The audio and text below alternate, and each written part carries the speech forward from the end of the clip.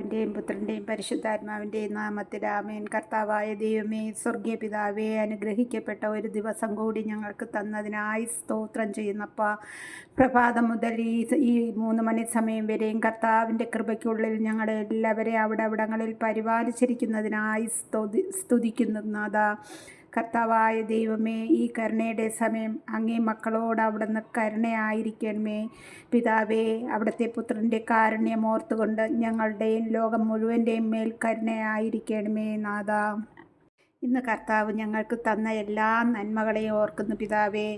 കർത്താവെ, ഞങ്ങൾക്കൊരു പുലർക്കാലം തന്നെ അവിടെ നിന്ന് ഒരുക്കി ഈ നിമിഷം വരെ ഞങ്ങളെല്ലാവരെയും പരിപാലിച്ച് ഞങ്ങൾക്ക് ആഹാരപാനീയങ്ങൾ തന്നു, വസ്ത്രങ്ങൾ തന്നു, ഭവനങ്ങൾ തന്നു. കർത്താവെ, അവിടുത്തെ സമാധാനത്തിൽ കഴിയുവാനുള്ള കൃപ തന്നിരിക്കുന്നു നാഥ. അവിടത്തോട് യാചിപ്പാനും മറ്റുള്ള അനേകം മക്കൾക്ക് വേണ്ടി പ്രാർത്ഥിക്കുവാനുമുള്ള കൃപയെ തന്ന് അനുഗ്രഹിച്ചതിനായി നന്ദി പറയുന്നു. ഞങ്ങളുടെ യാത്രകളിൽ സഹയാത്രികനായി കൂടെ ഇരുന്ന് തക്ക സമയം ഞങ്ങളെ ഭവനത്തിൽ കൂട്ടിച്ചേർത്തതിനെ ഓർത്ത് നന്ദിയോടുകൂടി സ്തുതിക്കുന്നു. ഞങ്ങളുടെ വാഹനങ്ങളെല്ലാം അവിടുത്തെ അദൃശ്യകരങ്ങളാൽ നിയന്ത്രിച്ച് പരിപാലിച്ചതിനെ ഓർക്കുന്നു നാഥ. ഇന്ന് പ്രാർത്ഥിച്ച് വചനമെടുത്തത് വിശുദ്ധ ലൂക്ക എഴുതിയ സുവിശേഷം 1-ാം അധ്യായത്തിൽ നിന്ന് 39 മുതലുള്ള വാക്യങ്ങളാണ് ഞാൻ വായിച്ചത്.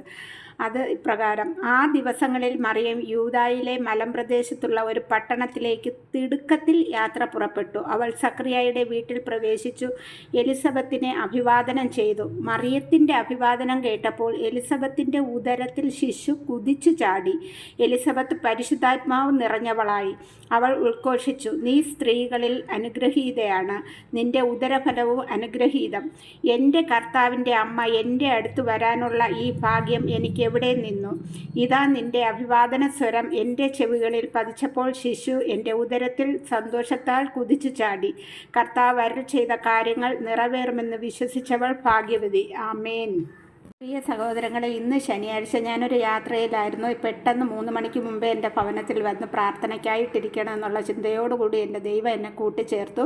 ഈ വചനം വായിച്ച് ധ്യാനിച്ചപ്പോൾ എനിക്ക് എന്തെന്നില്ലാത്ത ഒരു സന്തോഷം തോന്നി. അമ്മ തിടുക്കത്തിൽ സക്രിയയുടെ ഭവനത്തിലെത്തിയത് എലിസബത്തിനെ ശുശ്രൂഷിക്കാനായിട്ടാണ്. അപ്പോൾ എലിസബത്തിൻ്റെ ഉദരത്തിലുള്ള കുഞ്ഞു കുതിച്ചു ചാടി എന്ന് പറയുന്നു. അപ്പോൾ നമ്മൾ ഓരോരുത്തരും അമ്മയെ വിളിച്ചാൽ അമ്മ തിടുക്കത്തിൽ നമ്മുടെ ഭവനത്തിൽ കടന്നു വരും. വെറും കൈയോടെയല്ല അമ്മ വരുന്നത്. അമ്മയുടെ പുത്രനായ യേശുനാഥനെ നമുക്ക് വേണ്ടി കൊണ്ടുവരും. ഈ കരുണയുടെ സമയം നമുക്ക് ഈശോയോട് പ്രാർത്ഥിച്ചു കഴിഞ്ഞിട്ട് മാതാവിനോടും നമുക്ക് പ്രാർത്ഥിക്കണം. അമ്മയുടെ മകനെ ഞങ്ങളുടെ ഭവനത്തിൽ, ഞങ്ങളുടെ ഹൃദയത്തിൽ ഒരുക്കി തരണമേ എന്ന് പ്രാർത്ഥിക്കാം. ആമേൻ.